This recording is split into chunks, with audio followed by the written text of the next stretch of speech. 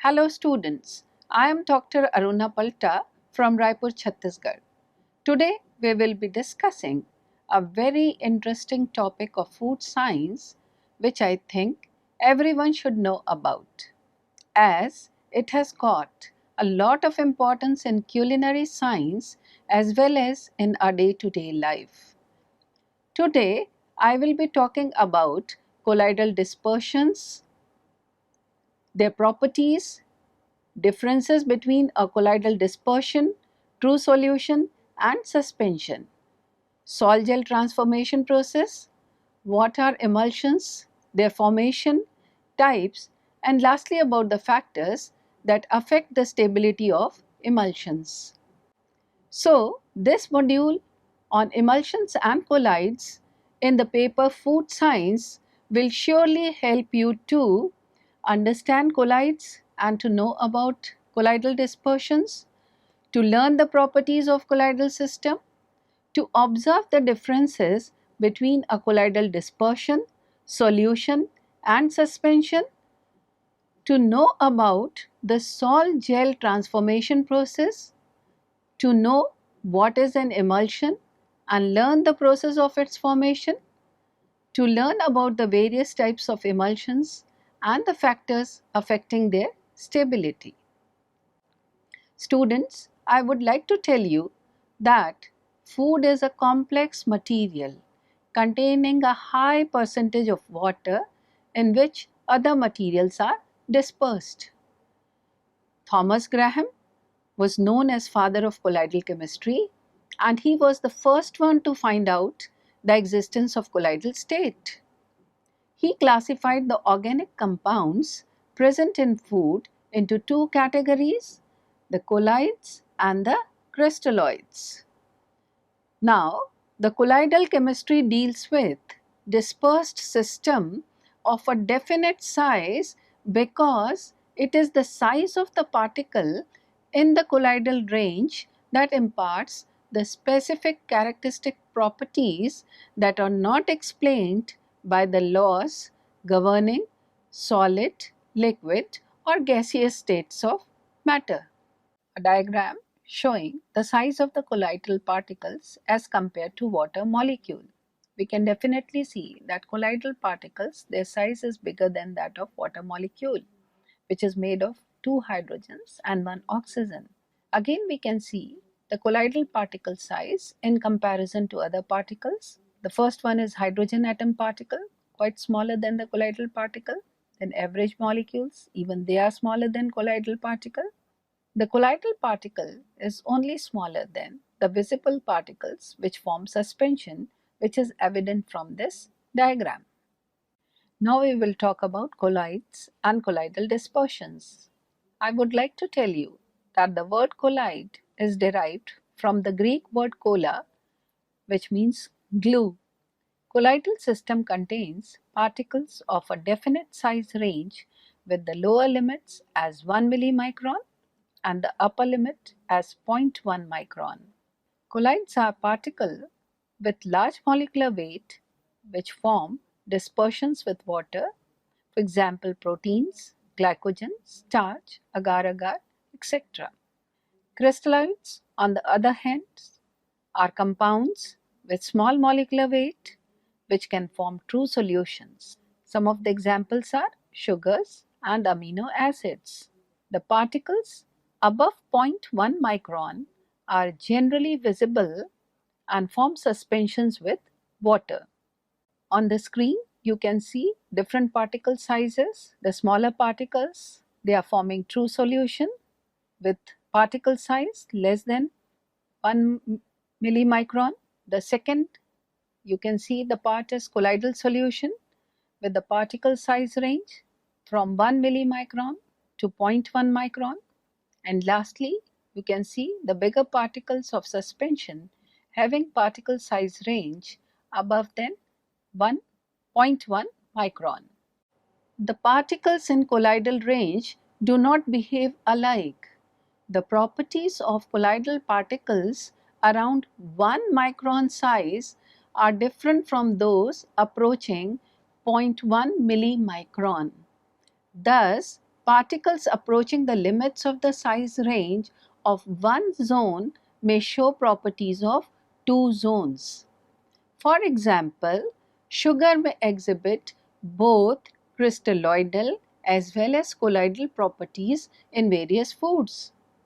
The gluten particles of bread flour, protein, have colloidal dimension, but the gluten formed from cake and pastry flours are more dispersed or of smaller size than those from bread flours.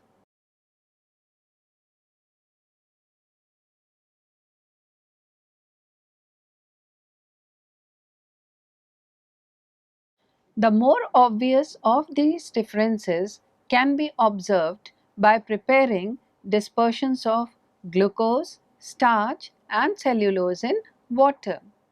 Each of these has the same elementary composition: glucose C6H12O6, starch and cellulose also C6H12O6, but a larger size N, which denotes the number, but the size of the particles differ.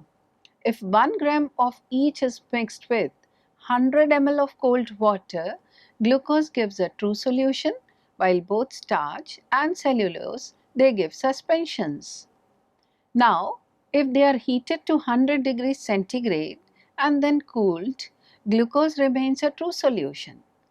Cellulose remains a suspension, but starch suspension converts to a colloidal dispersion. Thus, we can say that the degree of dispersion has been altered by applying heat. Similar alterations in systems occur in the presence of alkali, in the presence of acids, enzymes, and even by mechanical means like beating, stirring, grinding, etc. Classification of colloidal systems. Colloidal systems are not restricted to the dispersion of a solid in a liquid. All the three states of matter, solid, liquid or gas, can be dispersed in a medium which may be again solid, liquid or gas. Thus, colloidal systems can occur in 8 different combinations.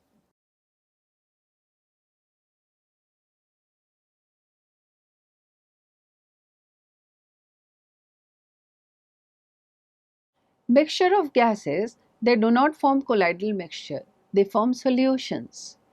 Again, colloidal systems can be classified into lyophilic, that is solvent loving, and lyophobic, that is solvent repelling colloids on the basis of their relative affinity of the dispersed phase in the dispersion medium.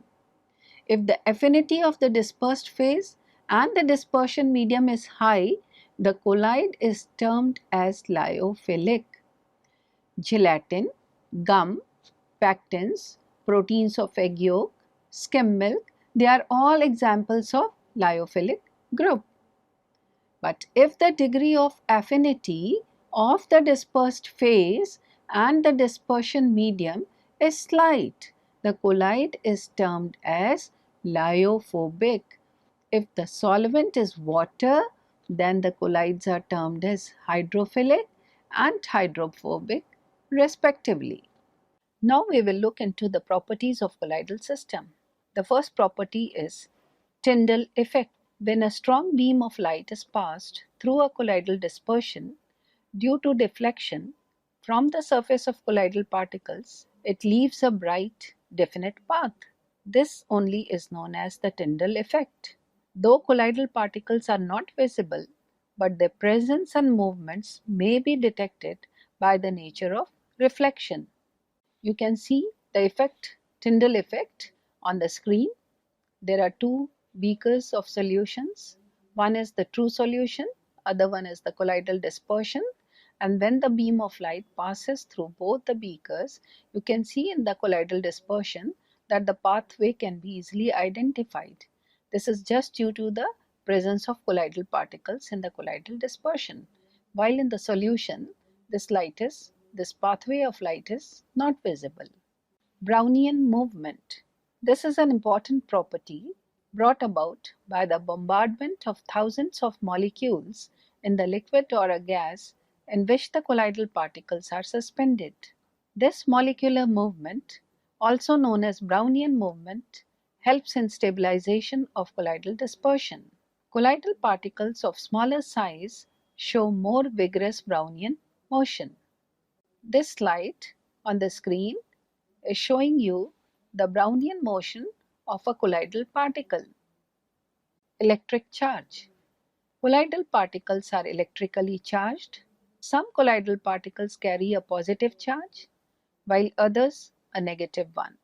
The ionized group of proteins and phospholipids can be the sources of the charge.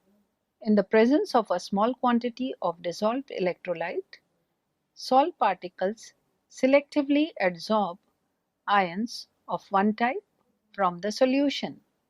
This adsorption of ions is a major factor in stabilizing a colloidal dispersion. Since the ions in a given colloidal system have the same charge, they repel each other and hence the tendency to coalesce is reduced. This diagram is showing the presence of electric charge on the colloidal particles. You can very well see a layer of positive charges on the fixed layer of positive charges on the colloidal particle, while you can also see a diffused layer of negative charges around the positive charge layer. Thus, a colloidal particle has got two layers of charges. The first layer is of fixed charges and the opposite layer of negative charges is around the fixed layer. Adsorption. Colloidal particles attract and hold to their surfaces the molecules of vapors, gases, and other matter with which they come in contact. This only is known as adsorption. The particles acquire an electric charge due to adsorption, which governs the stability of colloid. Again, there is a figure showing the adsorption on colloidal particles. Actually, the charges, the ions, they are adsorbed on the colloidal particles, and this adsorption only is responsible for the charges of colloidal particles. Imbibitions, this is one of the property of the colloidal system, and this is the ability of the colloids to pick up water and swell when they come in contact with water. Added materials such as acids and alkalis, they have a marked effect on the degree of swelling, and in this process of imbibition, heat is generally evolved. Viscosity and plasticity. Various degrees of viscosity and plasticity are encountered in colloids. Viscosity may be described as resistance to pouring, the property of solids that enables them to hold their shape under small pressure is known as plasticity. Colloidal system range in degree of viscosity and plasticity according to the environmental factors. The viscosity of a colloidal system is definitely affected by temperature. It has been observed that with an increase in temperature, the viscosity decreases. For example, milk becomes less viscous at high temperatures. Colloidal gels as gelatin and agar are less viscous at high temperatures than low ones.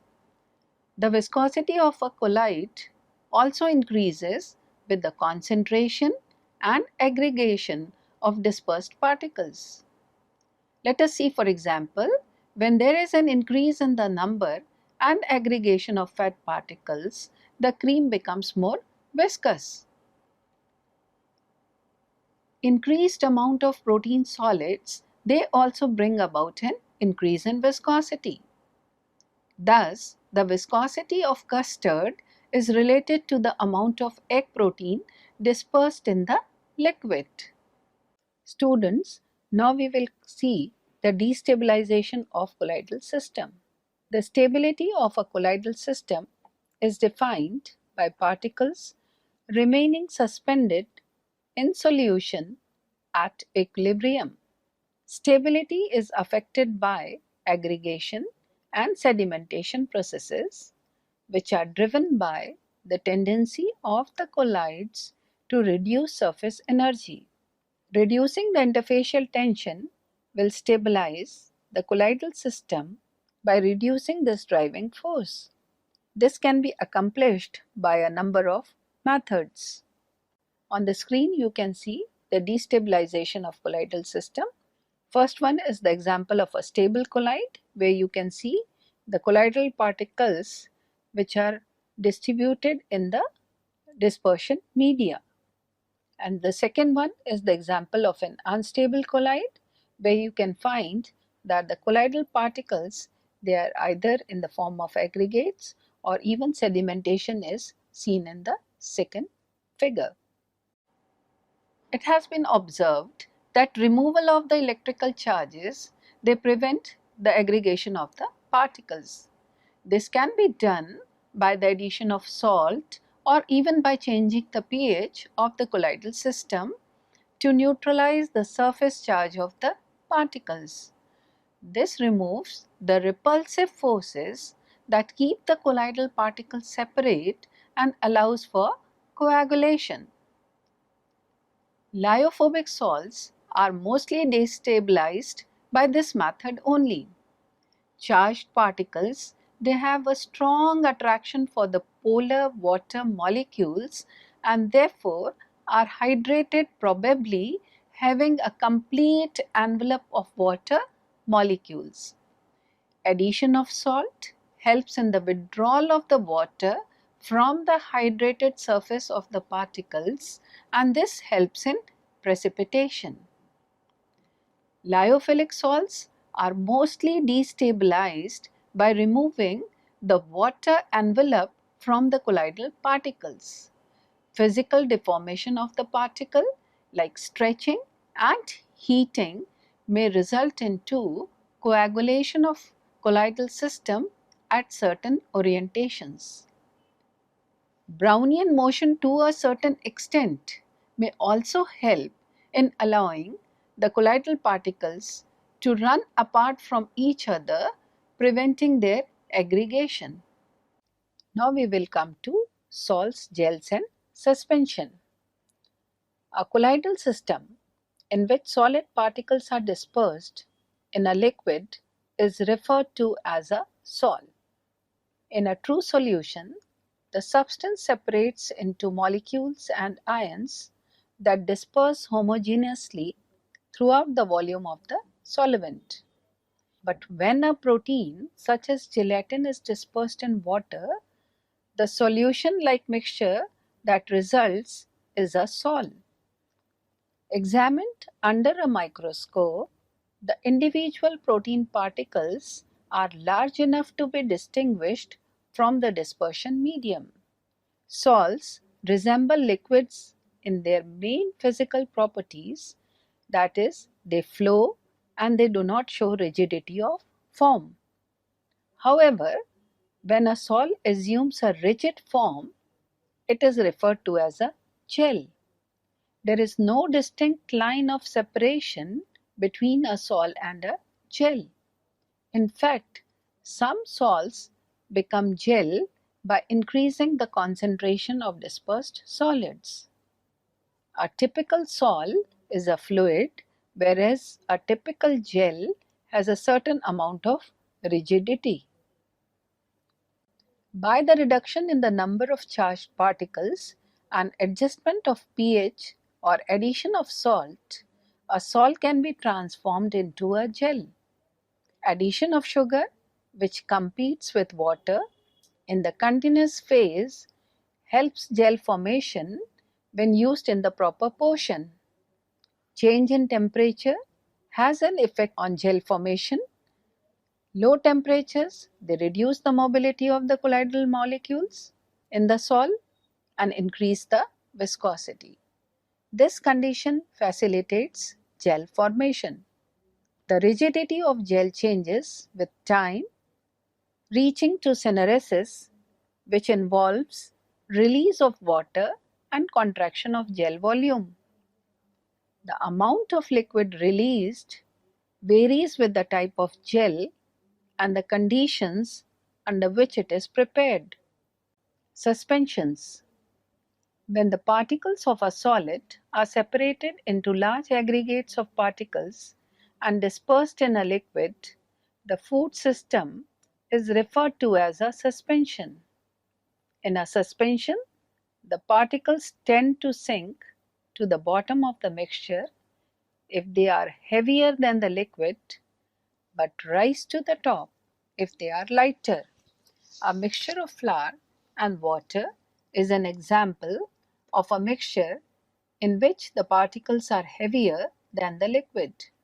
If it is stirred and heated, a suspension of this kind will change to a gel.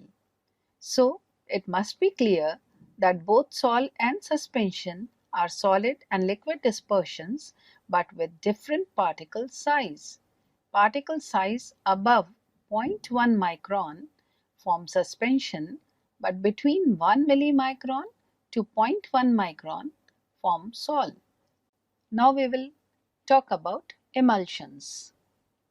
A true emulsion represents a colloidal dispersion of one liquid in another when both liquids are mutually immiscible.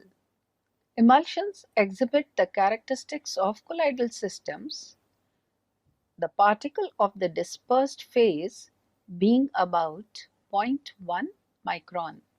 The liquid in which the dispersion takes place is called the continuous phase.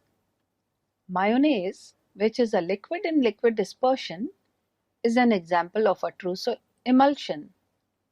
A food emulsion is basically a two-phase system consisting of two liquids such as oil and water. An emulsion has three parts: dispersed phase, continuous phase, and emulsifier. Emulsifier, it is a surface active agent that decreases interfacial tension and forms physical barriers around each droplet to impede their coalescence. Students, this is the diagram of three phases of an emulsion. You can see that in the beaker there is an emulsion in which the continuous phase is of water, which is acting as a dispersion medium. Then there are droplets of oil in it, and around the oil particle you can find a complete covering of the emulsifier. Thus, we can very well understand that an emulsion has got three phases: the water phase, the oil phase, and even the third one is the emulsifier. During sol-gel transformation, a three-dimensional network is formed by the interlocking of dispersed particles. The liquid phase is entrapped in the interstitial areas of this structure. When this happens, the sol loses its fluidity and it becomes a gel. The change from sol to gel may be brought about by a change in the concentration of dispersed phase or a change in temperature. Gelatin dispersed in hot water is a sol, but when it is cooled, it becomes rigid, transparent gel. Other examples of sols that turn to gels are fruit jellies and custards. Many gels, they lose liquid upon standing and the gel structure shrinks. This is called weeping of gel or syneresis. So this is the figure of a water in oil emulsion. We can very well see that the yellow portion, that is the continuous phase made up of oil. The blue circles, they are in fact the water phase or the water droplets in oil, and you can see pink color balls with spiral tails. This is in fact the emulsifier molecule.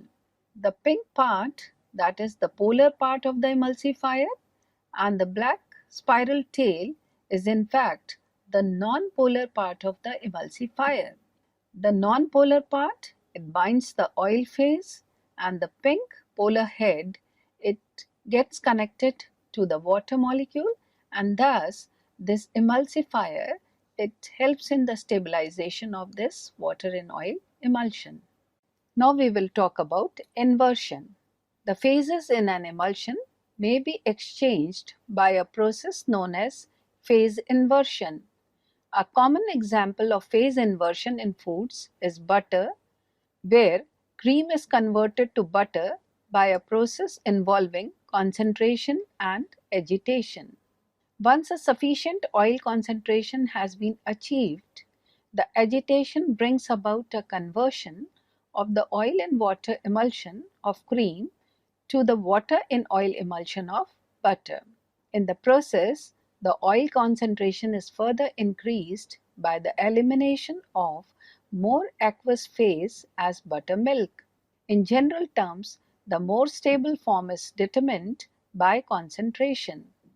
Students, here you can see the figure of some hydrophilic and hydrophobic colloids which are stabilized by emulsifiers. You can see that when a polar or water group, it combines with non-polar or fat group, both of them when they combine and they are just shaken or stirred, an emulsion is formed, but this emulsion is not stable. You can see very well that the oil phase and the water phase, they separate. But in the lower part you see that when water is combined with oil in the presence of an emulsifier, which can be egg or any other emulsifier, when they combine together and when you prepare a proper emulsion out of it, then you can find that a stable emulsion or a stable mixture is formed. In nature, you can see some stable emulsions in the form of milk, cream, and many such substances. Now we will talk about emulsifiers. The most common method of preparing an emulsion is by mechanically dispersing one liquid phase in another by formation of small droplets with the help of a beater blade. A stable emulsion is not formed by merely mixing of the liquids. When the emulsion is left to stand, droplets in the dispersed phase coalesce due to surface tension. It is possible, however, to stabilize an emulsion by adding a suitable substance termed as emulsifier. Emulsifiers may be in the form of proteins, gums, gels, fatty acids, and phospholipids. Materials used as emulsifiers have an electric charge opposite to that of the material to which they are added. So here on the screen, you can see some emulsifiers and stabilizers. Emulsifiers, they have got both polar group and non-polar group, and two basic type of emulsifiers can be amino acid chains and phospholipids like lecithin, and they are also known as surfactants because they decrease the surface tension. Some common emulsifiers can be egg yolks, which contain lecithin and proteins, milk and cream, which contain casein protein, and mustard, which has got a lot of mucilage in the seed coating. Similarly, there are stabilizers also, which can stabilize the emulsions. They are generally large molecules which can act as stabilizers like proteins, starch, pectins, plant particles, food gums, because these large molecules can very well stabilize the fat molecule, and these stabilizers, they increase the viscosity of the emulsion, and when the emulsion becomes thick, it becomes stable also. This only is the reason why xanthan gum is used as a stabilizer in a number of emulsions.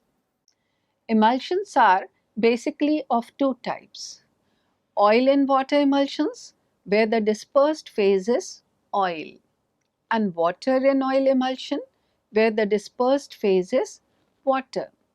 The oil and water emulsion consists of liquid droplets dispersed in water.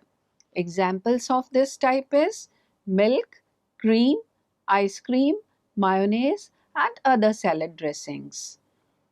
The water in oil emulsion is made up of water droplets dispersed in oil. Example of this type: butter and margarine.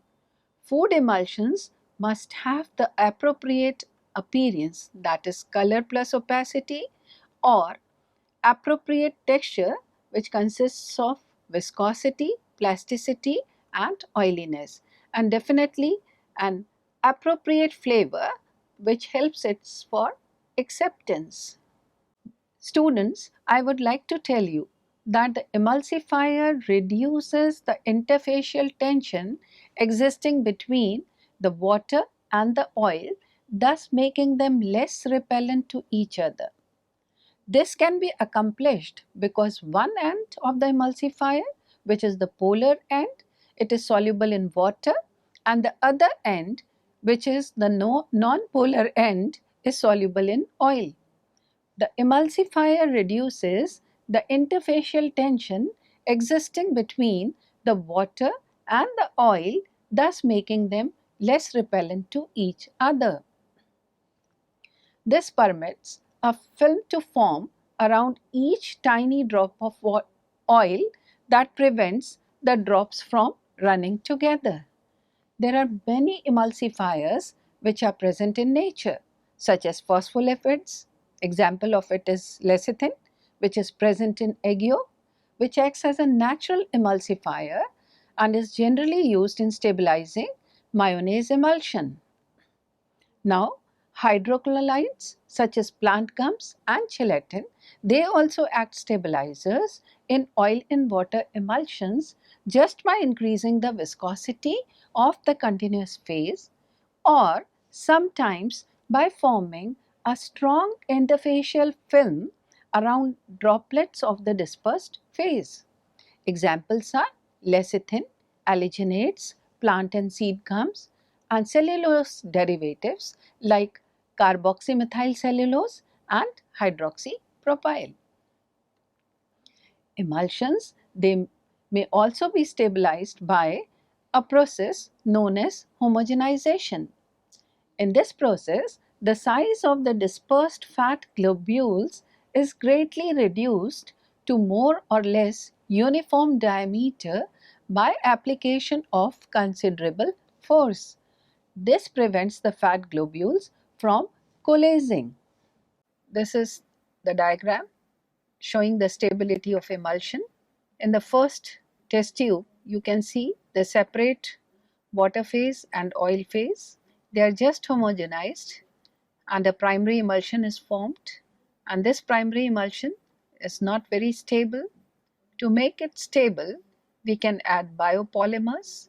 After adding biopolymers and homogenizing, again a stable emulsion is formed, which is known as the secondary emulsion, which has got two layers of protection around the particle, and thus this emulsion becomes stable. On the screen, students, you can see the animation of a stable emulsion. Stabilization of colloidal system. Students, first we have seen the destabilization of colloidal system. Now we will talk about the stabilization of colloidal system. The stability of a colloidal system is defined by particles remaining suspended in solution at equilibrium. Stability is hindered by aggregation and sedimentation phenomena, which are driven by the colloid's tendency to reduce surface energy. Reducing the interfacial tension will stabilize the colloidal system by reducing this driving force. So dear students, now we come to the end of this module, and I would like to summarize by saying that a colloidal system is a heterogeneous system consisting of two phases, the dispersed phase and the dispersion medium. 8 types of colloidal dispersions can be formed from the 3 states of matter: solid, liquid and gaseous state. Colloidal particles are electrically charged and are in Brownian motion and generally have an envelope of water molecule around them. Colloidal system may be either lyophilic or lyophobic.